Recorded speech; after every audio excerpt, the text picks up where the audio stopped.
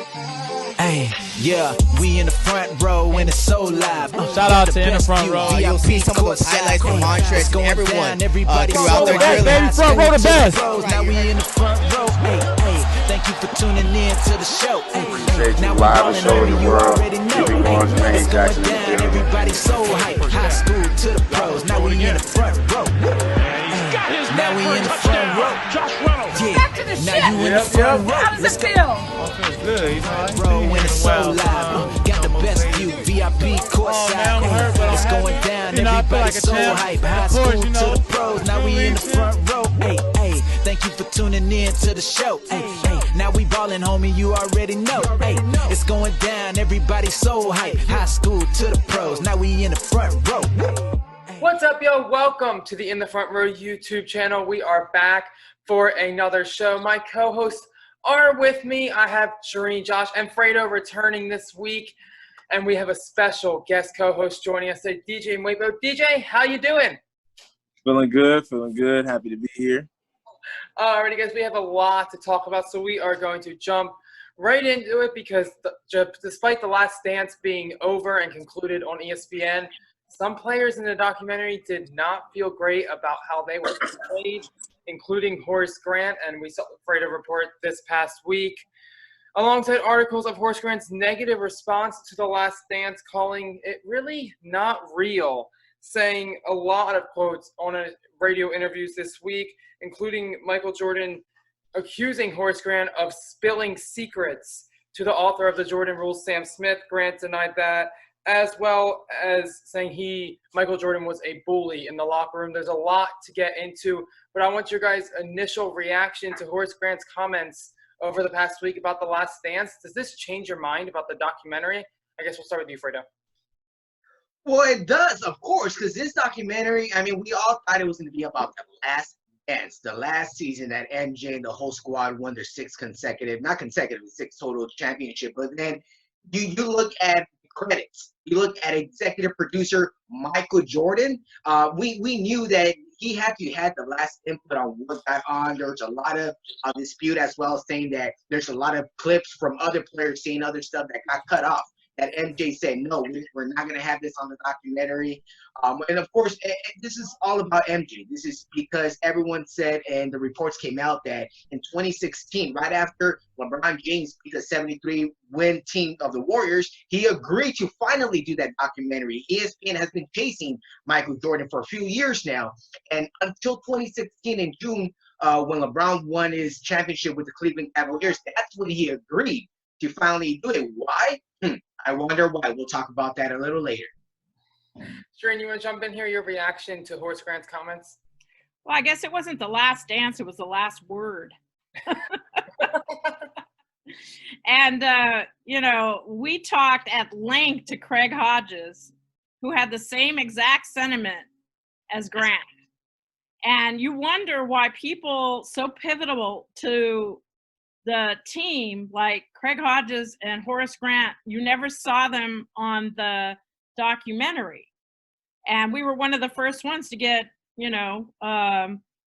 some input on that from one of the, stars, one of the best three-pointers that ever played the game for the Bulls. Michael Jordan, of course he was a bully. They said Kobe was a bully. Anybody who has that mentality is going to be called a bully. So again, I'm going to put that aside.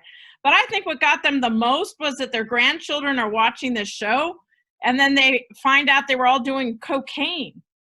And so Michael Jordan didn't feel comfortable. And then Michael said that everybody was going to hate him. Once it came out, I said, y'all going to hate me. I remember him saying that. So a lot happened this week. I do want to say a few quotes that Horace Grant did say in the radios about Grant spilling secrets or being accused of spilling secrets to investigative reporter Sam Smith. He said, quote, lie. If MJ had a grudge with me, let's settle this like men. Let's talk about it. But yet and still he goes out and puts this lie out that I was the source. And then he goes on to say Sam Smith was the investigative reporter, that he had two sources to write a book. Why would MJ just point me out? Also, he went on to say that's about the bullying, that he went right back at Michael Jordan. It wasn't just Steve Kerr. He also quoted Jordan has lost many friends over this documentary or just over the course of the year, saying, quote, Charles Barkley, they've been friends for 20, 30 years. And he said something about Michael's management with the Charlotte Bobcats or Hornets, and then they haven't spoken since then. And my point is, he said, I was the snitch, but yet and still after 35 years, he brings up his rookie year going into one of his teammates' rooms and seeing coke and weed and women. My point is, why the hell did you bring that up? What's that got to do with anything? I mean, if you want to call somebody a snitch, that's a damn snitch. So he's calling Michael Jordan a snitch for revealing the cocaine. Josh, I'll bring you in here. Do you agree with Horace Grant? To a degree, but again, I think what Shireen said, the great ones, and we'll put him in the argument of one of the greatest of all time. They're not gonna have a lot of friends. They're gonna lose a lot of friends just because that's the way they are. What I see is the repercussions of the way all these guys are acting is what damage does this do to the like last week or before we talked about what do we want to see, what documentaries we want to see. Well, now these guys snipping at each other back and forth, and if somebody's going to throw me under the bus, we might miss out on some other great documentaries down the road because these guys are all throwing hissy fits at each other, that things that happened decades ago. So hopefully it doesn't tarnish plans for future documentaries from other great players. So yeah, I want to bring our guest co-host in here, I guess, before I give my piece. DJ, did you get to see the comments or your reaction to, is The Last Dance still valid to you? I mean, with The Last Dance, I didn't see anything that I didn't already know or been exposed to. I'd seen plenty of documentaries about Michael Jordan in the past. I've followed his career, or I studied his career and his teammates' career, especially the '96 Bulls. So I was aware of everything that went on. Off the court, on the court. I was aware of his past, like gambling issues and things like that. So it wasn't nothing new to me. And of course, it was petty. Like everything that was put on with The Last Dance, it just kind of tailored it to be another Michael Jordan spotlight. Like, he's great. He didn't do anything wrong. And I had to help what? And now that I think about it, it was kind of like everything makes sense now because you got LeBron leading Cleveland to a championship coming down from 3-1. And I guess you could say that, or you could argue that Michael Jordan tried to show that he had to carry his team to a degree. And, that a lot of other players weren't on that level, and he tried to do or had to do some similar things to LeBron, I guess. And that's probably why he released it at that time. It's tough for me because I think in TV production and being, educated in it, I think it wasn't a surprise to me that players came out and reacted the way that they did. If you're doing a documentary or a documentary series, usually you have a certain angle. And Michael Jordan has always, throughout the course of his career, kind of had yes people behind him. So he can kind of be that control freak and kind of really get the results that he wants. And with The Last Dance, that's typical TV editing. I didn't find it much of an overreaction or much – I'm not saying it's correct, but it's typical TV editing where he's going to edit the angle that he is the greatest player of all time or that he kind of didn't do anything wrong. And that's – or I should say just didn't do anything wrong. And that's kind of how he was portrayed. And you knew they were going to cut – they take hours of footage. You knew they were going to cut stuff out. Do I think it's fair? No, but I mean, you have your right to, I guess, your side of the story and your kind of the angle. And weren't the two executive producers as well with him, his friends, that did The Last Dance documentary? So I think, to me, it was just typical TV editing. Before we, I got one thing to say. One thing I didn't get. Only one thing? Yeah, only one more thing. Yeah. But it was about the situation where Michael Jordan denied the meal to Horace Grant because of his play. That is crazy for you to tell the server, hey, don't serve this guy. He had a shitty game today. He don't deserve to eat. What kind of teammate, and not even just a teammate, but what kind of person is that? I don't know. That's horrible. That's horrible. I mean, it is. That was his competitive nature. Scottie But competitive nature, what? No, yeah, I'm it saying can be competitive, but when you're dealing about someone's food and someone's dinner, that's human nature, not competitive nature. Yeah, hey. he might have been feeling like I think he probably felt like Horace Grant was taking food out of his plate, so why can't he not take food off his plate? If he plays terrible, it He was costs the me guy money getting and paid. points. How much was Horace Grant getting paid that year in, what was it, 1993? How much was he getting paid compared to Michael Jordan and all the endorsements and stuff? Maybe the meal was too expensive. My for a question paycheck. is, they focus more on the Phil Jackson years than the early years, right? Yes. And we're talking about the early years with the other coach, with not Phil Jackson. So I wonder how much Phil Jackson's influence had. And like I said last time, I had a big problem with this documentary because it was like the TV shows these days. Is this the past, the future? What year are we in? What, okay, now we're in the Last Dance, but now we're going back to, like, what was the reason why we flipped back to the past first? I mean, it just wasn't logical the way they flipped back. Yeah, I Exactly. they were doing that. Yeah, there were certain things about, I saw one detail led to another to this year, so it just kind of seemed like it was going back on the details, but it was kind of confusing at some point. We got Andre joining the show right now, so. Yay. Yeah, I guess we'll bring him in as Andre joins us, and we'll introduce him in just a second. I think it's not the only documentary or the only series that somebody has been unhappy with the editing and everything that has happened. I just do want to wrap this Last Dance up by saying Scottie Pippen also reportedly, according to the AP, has not spoken to Michael Jordan since the documentary aired on April 19th, since the first episode. And Sam Smith, Good, he made him look like a bad guy. That's why. Yeah, he was apparently livid the way he was portrayed. Sam Smith also said that the one-year deal, remember at the end when Michael Jordan said they should have all given them one-year deals, was a complete and blatant lie, that was not going to happen, and basically summed it up by saying it's a documentary you watch. You know when things say that they're based on a true story? That's how that kind of happened. I do want to talk about the current NBA real quick before we take a break and wrap up this segment, because the NBA has given their GM surveys to fill out how they want to continue with their season in Orlando. Obviously, news in June is going to start to break of how the season is going to return.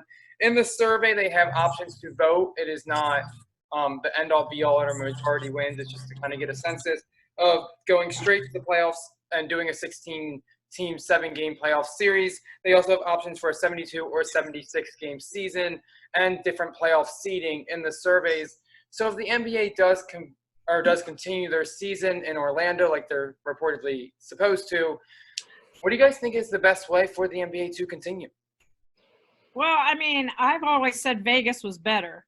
So if they go to the MGM Grand, the darn basketball arena is in the hotel. They don't even have to travel. There's less risk. But does everybody know why Disney World is the place they want to go? ABC and ESPN. ESPN. Yeah. So I still think it's a little riskier to be in that state than California, although if you look at what happened in California at the beaches this weekend. Well, actually, where is it safe anyway?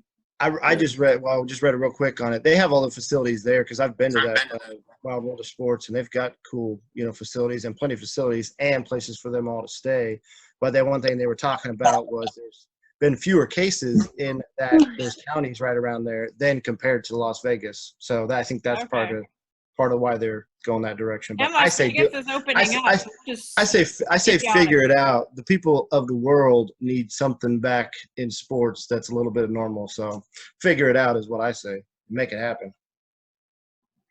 I mean, I honestly think that we're going to set this up, but I think that it's an issue. I don't think you have to bring all the teams down. I think it's just too many people to bring down at one time. I know TV contracts are – you have to play 70 games for local TV contracts, and that's what they are. But I think, don't you just want to jump straight to the playoffs and see playoff basketball? Anybody agree with you? I agree. Yeah. Hands up. Yep. LeBron got to get his fourth win. Already. I guess we just wrap up this segment. We will be back in just a moment. Andre will be joining us, and DJ Mapo will be staying on with us as a guest co-host because we have the debate that our co-hosts have been waiting to who is the greatest player of all time? Kobe Bryant. Is it LeBron James? Fredo is. I'm not mad with that. I mean, Kobe Bryant. We're gonna wrap up the segment. Robertson.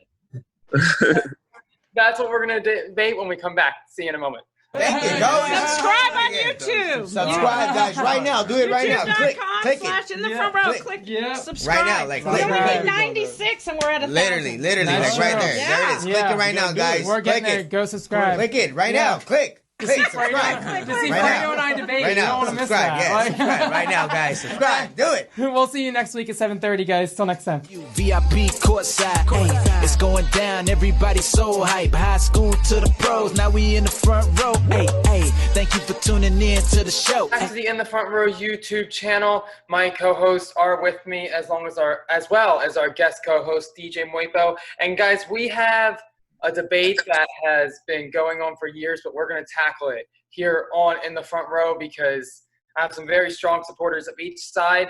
When it comes to basketball, we're naming who is the greatest player of all time. The Michael Jordan documentary sparked the Michael Jordan versus LeBron James debate. So I'm just going to give the floor to you guys, whoever wants to start.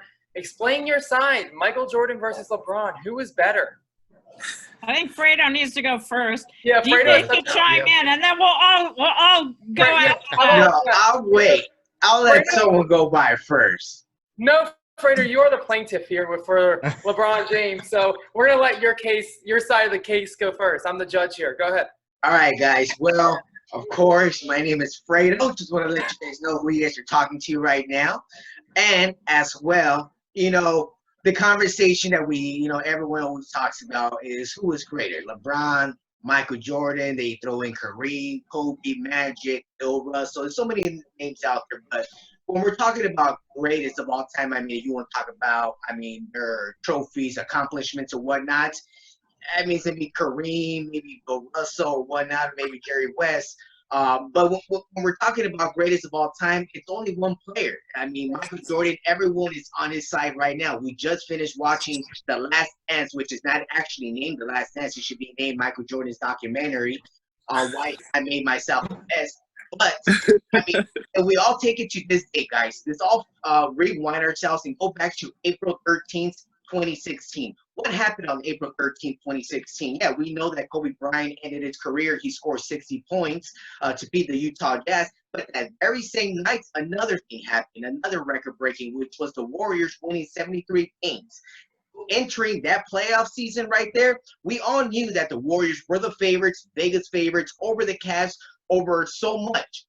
They had a two-time MVP, unanimous that year, and Steph Curry. We all knew that Cleveland had no chance. They were down 3-1, guys. They were down 3-1. They had no chance to come back. But guess what? LeBron James tuned it up, won 3 games in a row, defeated the 73-win season of the Warriors that year on Father's Day in Oracle Arena, and they defeated them, guys. Look how impressive and how great that is. No other player has ever done something like that. That very same day, he became the greatest of all time. Plain and simple. Why did Michael Jordan decide to do the documentary right after that same event just happened? Tell me. Someone want to respond to that? Tell me why he decided to do it then. Well, I don't 'Cause know. he's DJ, a are you going to talk competitive- on that, or are you going to? Michael Are Jordan. you ready for me, or you're gonna add to some whipped cream to Let me Fredo's add to Sunday? it. Let me add to it. So Michael Jordan decided to release his documentary, or greenlight it, because of the truth. Basically, LeBron is the greatest, or at least top 2.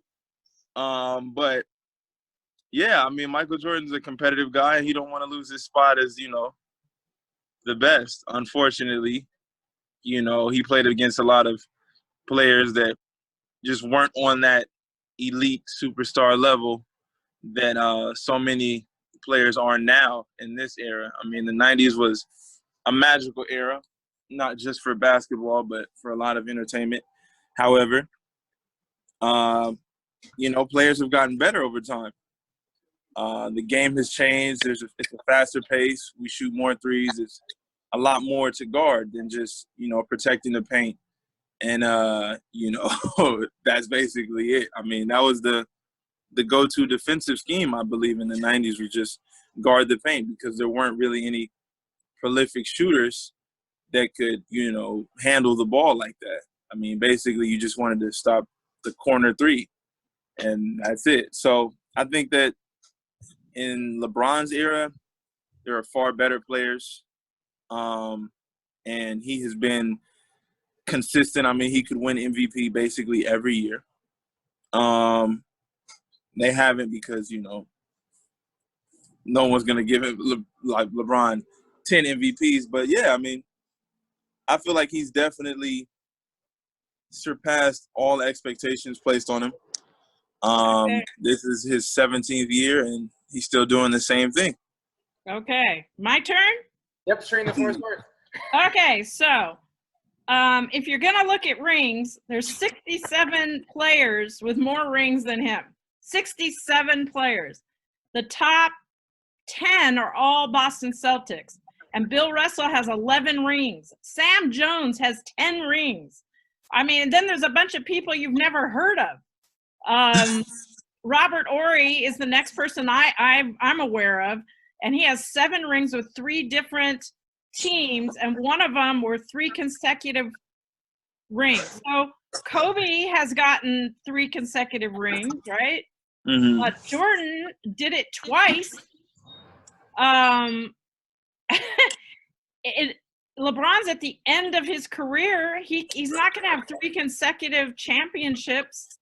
Even Kareem Abdul-Jabbar has 10. I mean, he doesn't 6. have 10. He has 6. Yeah. And he played for 20 seasons.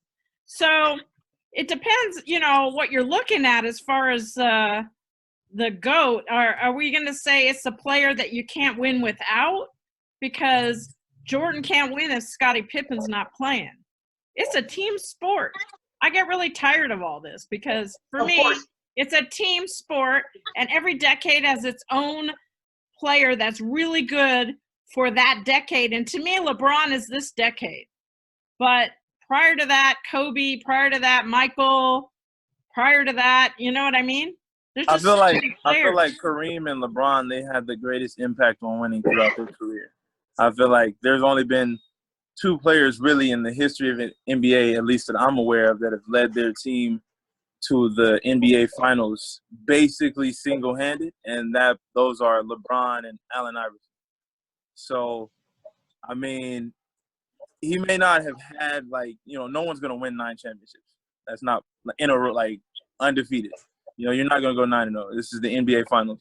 But I feel that he's had the most difficult road, and he's had the greatest impact. He makes players around him better, which was something that Magic Johnson did. And, yeah, imagine if Magic Johnson didn't have to leave the NBA. He most definitely would have been in this conversation. Yeah, would have liked him. What a team that Lakers team was. Absolutely. Oh, God. Dylan, you're going to chime in here, Josh? I was going to let Josh go first. Josh, I want you I mean, you guys hit on a lot of points, so I don't want to beat the dead horse, but I think everybody made valid points. My main thing is you can't judge him right now. You can't compare the 2 right now because somebody's career is still going on. So how do we compare? Somebody's career is already greater than his. Already? His career is not over, and it's still not greater. Jordan averaged more points. Jordan interrupt you real quick. I don't want to interrupt you, Josh. But let me just let you know that LeBron already has averaged more rebounds, more assists, more blocks, and more steals than Michael Jordan. Michael Jordan only leads him in points. That's about it. And we just can't compare it because the numbers aren't finalized yet. Not in rings. Yeah, exactly. And he doesn't have the rings. You want to talk about rings, and it's Bill Russell's, not Michael Jordan.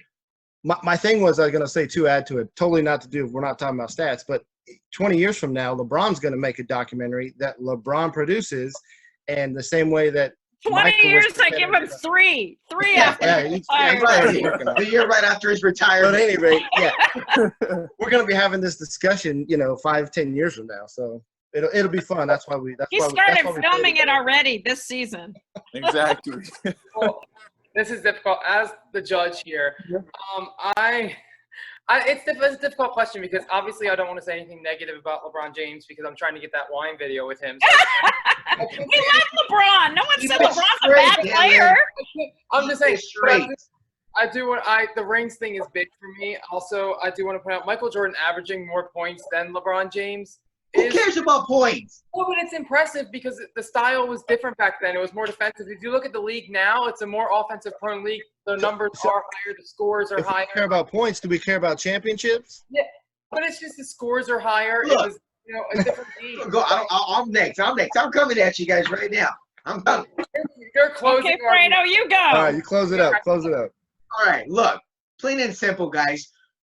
And when you look at Michael Jordan's career, yeah, we all want to talk about the decade, the 90s. Why not mention about the 80s? What happened with him in the 80s? He played 7 years there. I mean, let's talk about those years.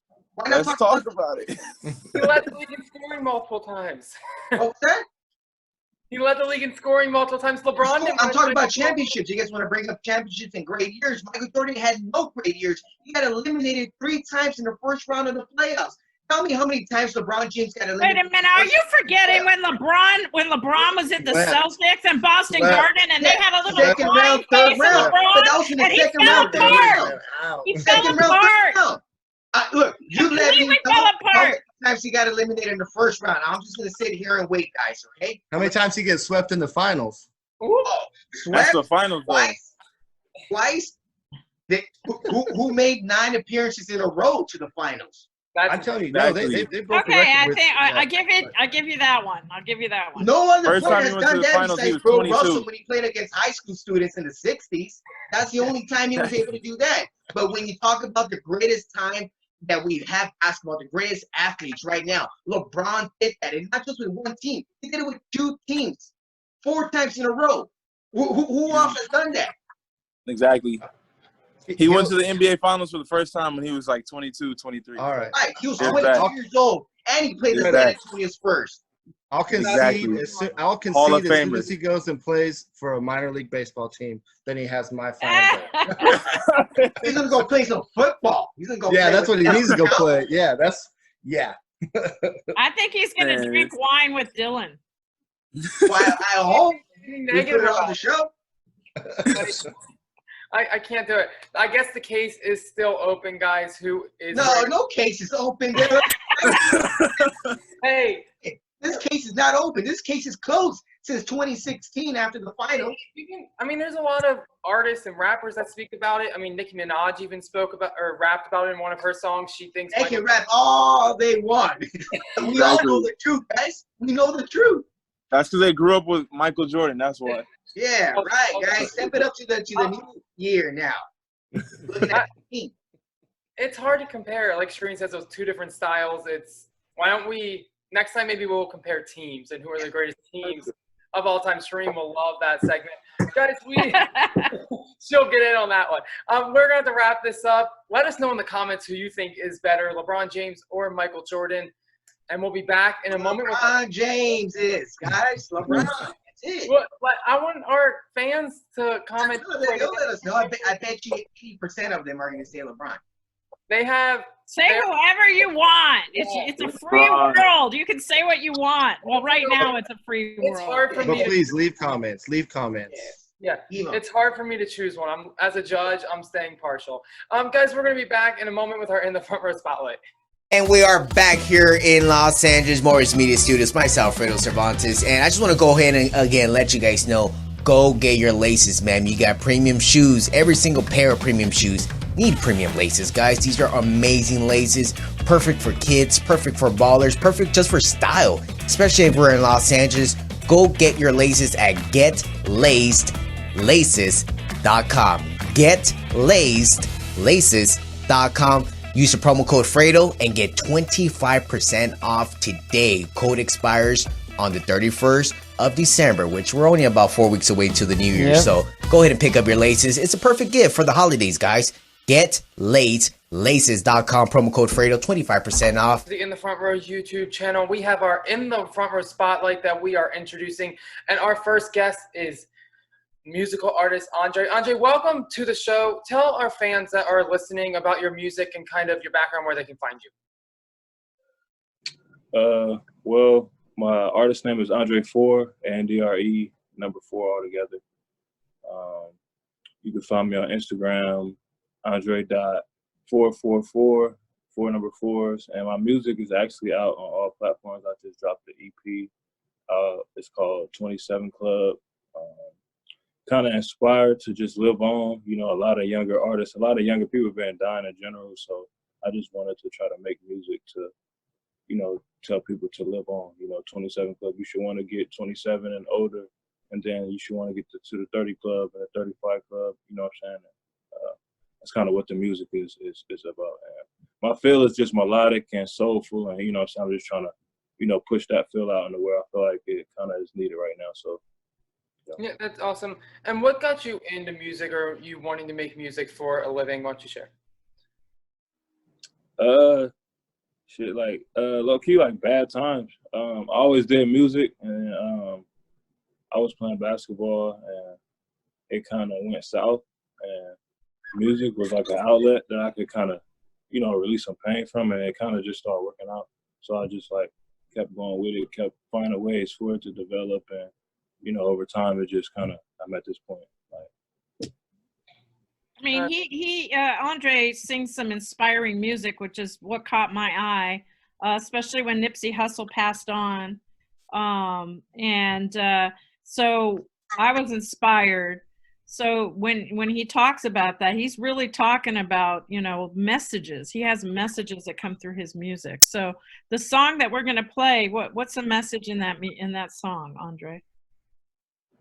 Well, the message is it's called My Energy. So it's about just knowing to keep your energy, you know what I'm saying? Knowing that you could kind of be around people or in situations that could, you know, cause you to, you know, go out of your element, you know what I'm saying? So, you know, I just wanted to just, you know, express it in a way by showing the murals and, you know what I'm saying, showing my little emotions in it. And yeah, you know, basically. And can you kind of give the fans a teaser of what's coming up next for you? I'm doing like a collab project with with this other artist. His name is Hydro Marley. Y'all can follow him on Instagram. It's TrapRichOG _exotics EXOTICS. We're doing like a collab project to where he's rapping and I'm singing. We kind of collide and you know, the vibe together. That's awesome. Well, thank you for joining us. We do want to play your song so our fans can hear it. Guys, this has been the In the Front Row Spotlight with our musical guest, Andre4. And if you want to follow him, go ahead and follow him on Instagram. We'll put links in the description so you can go and click on that and follow him. Also, guys, while you're at it, subscribe to our channel and make sure to hit the notification bell so you get all of the notifications from videos that we post. Follow us on social media as well at In the Front Row LA on Instagram and Twitter. We also have a Facebook page. Guys, it has been fun this week, all of our debates, and we'll be back next week with a show. Fredo, Josh, Shireen, it's been a pleasure joining as my co-host. We got DJ Waco, also our guest co-host. We want to thank him, and as well as you, Andre, for joining us this week. We'll be back next week. Go ahead and subscribe. I'm your host, Gillen, guys, and we'll see you next time. Andre4, thank you so much for joining us. Guys, we have to go ahead and wrap up the show, but make sure to give Andre4 a follow on Instagram. His username is at Andre.4444. So go ahead and follow him. The link is going to be in the description. Also want to thank our guest co-host, DJ Mwepo, for joining us. Go ahead and give him a follow on Instagram as well. It's at DJ_Mwepo. The link is also going to be in the description. Fredo, Josh, and Shireen, thanks for joining me for another week. Guys, go ahead and subscribe to our channel so you don't miss anything. Go ahead and hit that notification bell so you get our notifications. Also, go ahead and follow us on all social media at In the Front Row LA on Instagram and Twitter. We also have a Facebook page. Guys, we will see you next week. We're going to lead you out with a song from Andre4's latest EP, 27 Club. It's called My Energy.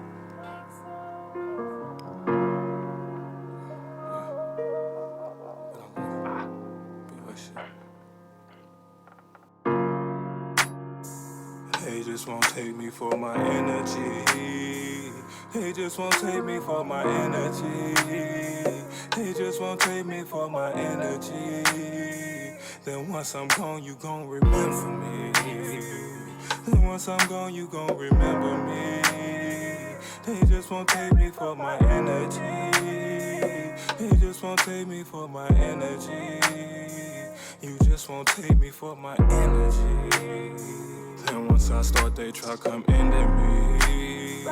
I turn his story into history. I lit your love up like a Christmas tree. So if I go, you gon' remember me. All of this love with you here next to me. I tried to sacrifice for better things. You in my head and in my bed and things. All of this love, so you so scared of pain. I had to take the pain to get the gain. I had to go and find another way. I had to find a store and make a change. I even had to let your love away. Yeah, so much pain, first I ain't see the game. Yeah, so much pain, feel like Miss Sheila Pain. Before the rainbow, gotta feel the rain. Hope you don't leave, girl, I did praise that. I'ma look around and find you anyway. I'll fall right down just so you over me. All I want you to do is come right close to me. I put the round and told you everything. They just won't take me for my energy. They just won't take me for my energy. They just won't take me for my energy. Then once I'm gone, you gon' remember me.